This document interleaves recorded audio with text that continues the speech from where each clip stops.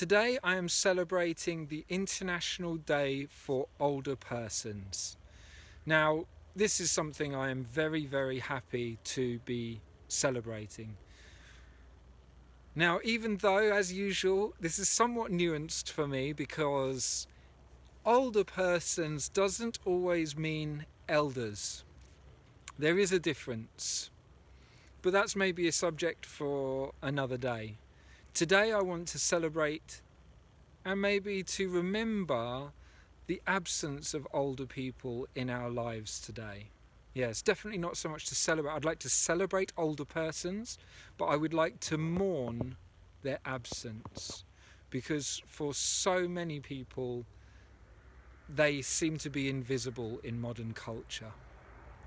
Long gone are the times that we see elderly people frequenting benches in parks and sitting on street corners. It's very rare now that people get to see their elderly neighbours that look out for them. It's becoming, well, the generation gap is getting wider and wider. There are so few grandchildren that get to see their grandparents. And whereas in the past, our extended families lived close enough together in a particular town or village or region for them to be able to be an integrated part in our day-to-day lives, more and more the elderly people in our lives have become a distant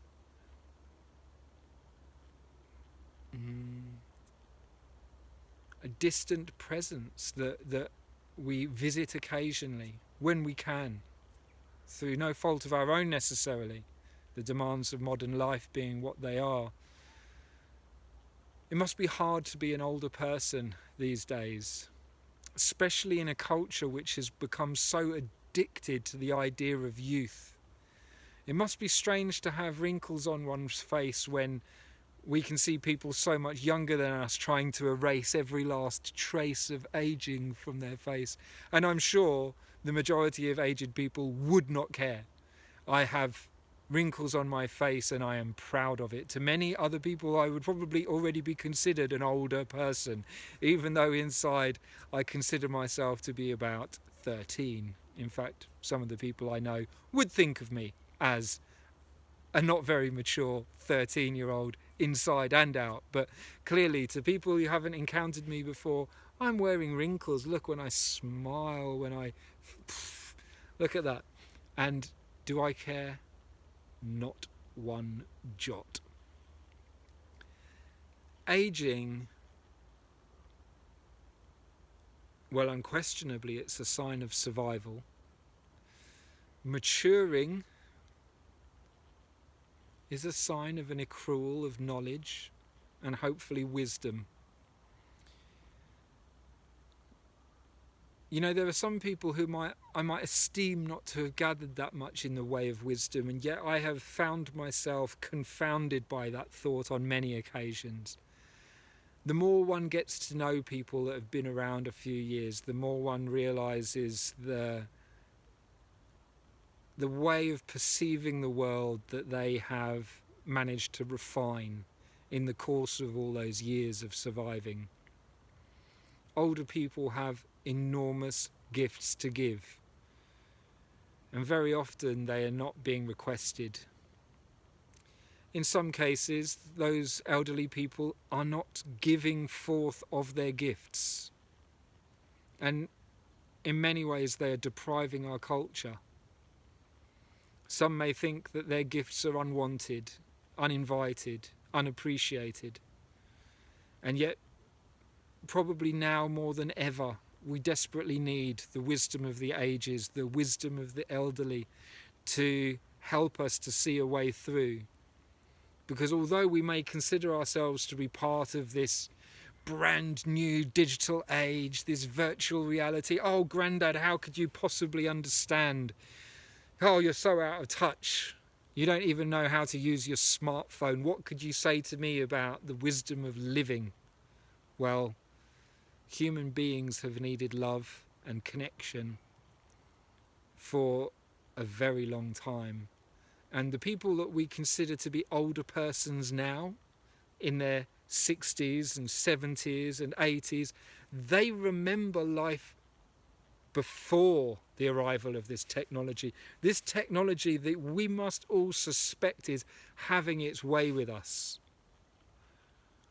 You know, we only have to look at the prevalence of depression and loneliness and mental health issues and other physical symptoms that are undoubtedly, unquestionably connected to our relationship with this technology. Those people, those people who existed prior to the arrival of smartphones and the internet, they have one foot left planted in that world. They are a voice of sanity. You know, long after the internet has collapsed or the next solar flare wipes out all our satellites and we're reduced back to where we once were, except without a postal service because we've put all of our eggs in one basket, those elderly people are the memory bank of how to live without that. They are the long-term memory that bridges our way back from this cul-de-sac in which we're living now to a time when we lived and operated without all of that stuff. In one of my other 365 festivals, I talked about Jacques, the man who set up the French Resistance before there was an internet, distributing a secret magazine across the European continent just by word of mouth. A secret organisation, completely clandestine, all developed by word of mouth under the threat and the vigilant spying of the Nazi regime. And, you know, it's just incredible. Could we do that now even with the internet, even with our phones? When so little trust exists between us, it seems. So,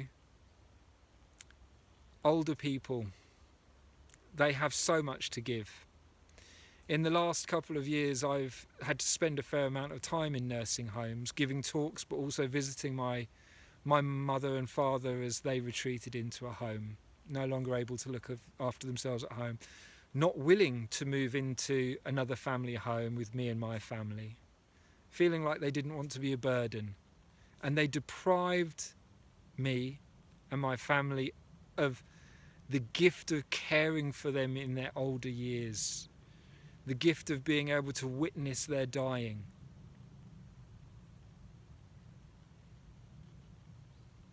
I say that in a way which is not frivolous.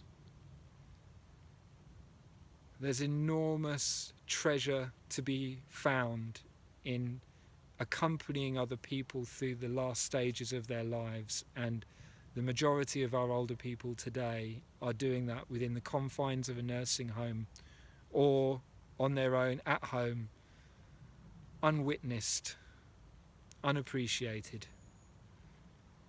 This is something that our culture must really learn to address. It's not enough just to send in carers.